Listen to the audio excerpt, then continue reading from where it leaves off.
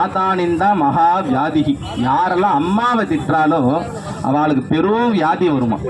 இது நம்ம சொல்லலை, தர்மசோதர் சொல்லியிருக்கு. மாதா நிந்தா மகா வியாதிகி. ரெண்டாவது சொல்றா பிதா நிந்தா பிசாச்ச புத்திகி.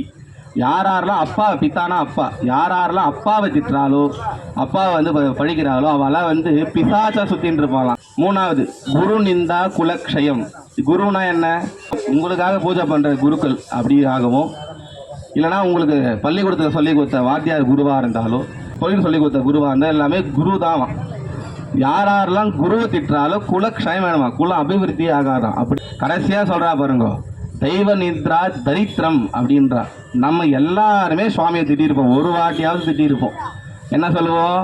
உனக்காக நான் விளக்கேற்றுறேன், உனக்காக தேங்காய் ஒடிக்கிறேன், உனக்காக அபிஷேகம் பண்ணுறேன், உன்னை தினமும் கும்பிட்றேன், உனக்கு தோப்புக்காரனை போடுறேன், விபூதி இட்டுக்கிறேன், குங்குமட்டு செந்துரு எல்லாமே நம்ம என்ன பண்ணுவோம்? சுவாமியை நன்னா திட்டுவோம்.